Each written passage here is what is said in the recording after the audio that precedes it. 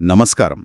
ఈరోజు మనం మాట్లాడుకోబోయే టాపిక్ కంటెంట్ క్రియేషన్, ముఖ్యంగా సినిమా, వీడియో ఎడిటింగ్ ఫీల్డ్స్లో ఆర్టిఫిషియల్ ఇంటెలిజెన్స్ అంటే ఏఐ ఎలాంటి మార్పులు తెస్తోంది అనే దాని గురించి కొంచెం లోతుగా చూద్దాం.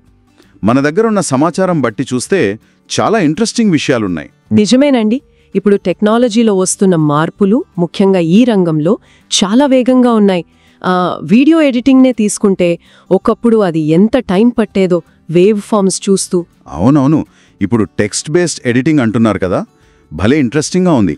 అంటే మనం మాట్లాడింది ట్రాన్స్క్రైబ్ అయి వస్తుంది. అవును, దాంట్లో మనం టెక్స్ట్ డాక్యుమెంట్ ఎడిట్ చేసినట్టు పదాలు తీసేస్తే ఆటోమేటిక్గా వీడియోలో ఆ పార్ట్ కట్ అయిపోతుంది. ఎగ్జాక్ట్లీ. ఇది చాలా టైం సేవ్ చేస్తోంది. కొన్ని popular online recording, editing platforms ఈ ఫీచర్ ఇస్తున్నాయి ఇప్పుడు. అంటే వేవ్ ఫామ్ చూసి ఎడిట్ చేయడం కన్నా ఇది ఎంత సింపుల్. వచ్చేవారికి కూడా చాలా ఈజీగా ఉంటుంది. అయితే ఏఐ ప్రభావం ఇక్కడితో ఆగిపోలేదు. అంటే టెక్స్ట్ బేస్డ్ ఎడిటింగ్ ఒక భాగం మాత్రమే. ఓ, ఇంకా చాలా ఏఐ టూల్స్ వచ్చాయి. కథ రాయడంలో హెల్ప్ చేసేవి కొన్ని, స్టోరీ బోర్డులు అంటే సీన్స్ని విజువలైజ్ చేయడానికి, అవునవును, అలాగే ట్రైలర్స్ క్రియేట్ చేయడానికి కూడా ఏఐ టూల్స్ రెడీగా ఉన్నాయి. ఇవన్నీ క్రియేటర్స్కి బాగా హెల్ప్ అవుతున్నాయి. అంటే ఒక ఐడియా వచ్చిన దగ్గర నుంచి ఫైనల్ ప్రోడక్ట్ వచ్చే వరకు ప్రతి స్టెప్లో ఏఐ ఇన్వాల్వ్ అవుతుందన్నమాట. ఆల్మోస్ట్ అవును. ఫిల్మ్ మేకింగ్ ప్రాసెస్ మొత్తం మీద దీని ప్రభావం కనిపిస్తోంది. ఉదాహరణకి హిందీ ఫిల్మ్ ఇండస్ట్రీ గురించి ఒక రీసెంట్ రిపోర్ట్ చూస్తే చెప్పండి. ప్రస్తుతం అక్కడ ఒక 15-20% ఏఐ వాడుతున్నారట. కానీ వచ్చే 2 ఏళ్లలో ఇది 40-50%కి పెరుగుతుందని అంచనా. అబ్బా, అంటే ఆల్మోస్ట్ సగం ప్రొడక్షన్లో ఏఐ ఉంటుందన్నమాట. దీనివల్ల టైం కాస్ట్ సేవింగ్స్ ఎలా ఉంటాయి? అదే రిపోర్ట్ ప్రకారం పోస్ట్ ప్రొడక్షన్లో దాదాపు 40% టైం సేవ్ అవుతుందట. అలాగే ఓవరాల్ కాస్ట్లో 25-30% వరకు తగ్గే అవకాశం ఉంది. హ్యూజ్ సేవింగ్స్ కదా. నిజమే. ఇక ప్రీ ప్రొడక్షన్ స్టేజ్కి వస్తే, అంటే షూటింగ్కి ముందు జరిగే పని, స్క్రిప్టింగ్, ప్లానింగ్, అవును, స్క్రిప్ట్ రైటింగ్లో సహాయం చేసే ఏఐలున్నాయి. కొన్ని టూల్స్ కథనంలో హెల్ప్ చేస్తాయి.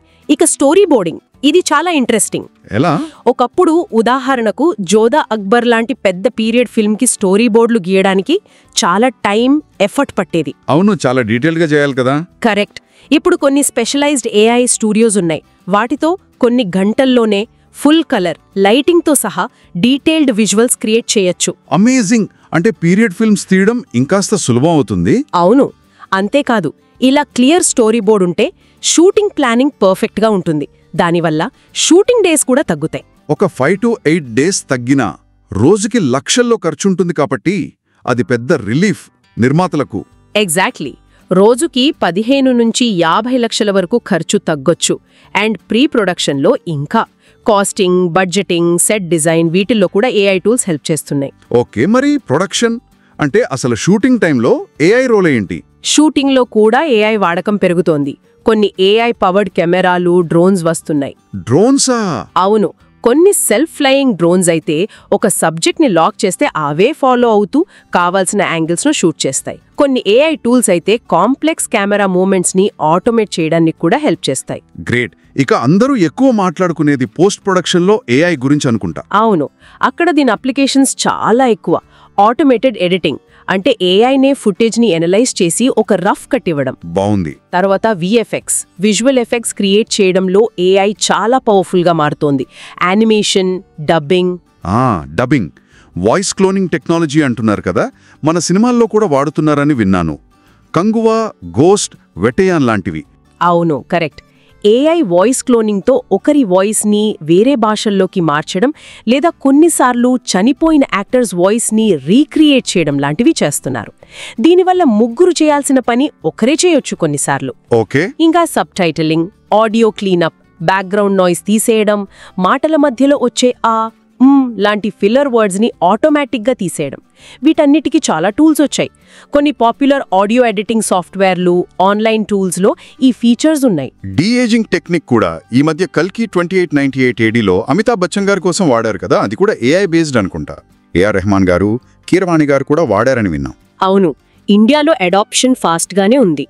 మహారాజా ఇన్ డెనిమ్స్ అనే ఒక సినిమా అయితే 95% ఏఐతోనే తీస్తున్నారని అంటున్నారు.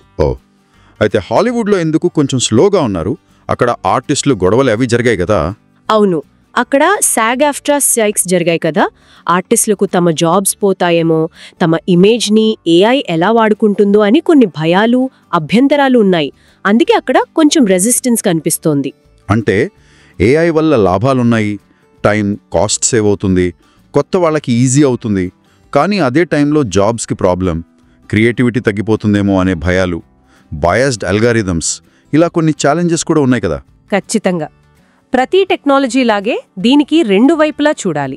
ఎఫిషియన్సీ పెరగడం, కాస్ట్ తగ్గడం, ప్రపంచంలో ఎవరైనా కంటెంట్ క్రియేట్ చేసే అవకాశం రావడం, ఇవన్నీ ప్లస్ పాయింట్స్. రైట్. కానీ మరోవైపు జాబ్ లాస్ భయాలు, మనిషి క్రియేటివిటీ మీద ఆధారపడటం తగ్గిపోతుందనే ప్రశ్న, ఏఐ అల్గారిథమ్స్లో ఉండే బయాస్, ఎథికల్ ఇష్యూస్, ఇవన్నీ అడ్రస్ చేయాల్సిన సవాళ్లు. మనం గుర్తుపెట్టుకోవాల్సిందేంటంటే ఏఐ అనేది జస్ట్ ఒక టూల్. అవును, అది క్రియేటర్ కాదు. దాన్ని ఎలా వాడుకుంటామన్నది మన చేతుల్లోనే ఉంది. మనిషి ఆలోచన, క్రియేటివిటీ ఎప్పుడూ ఇంపార్టెంటే.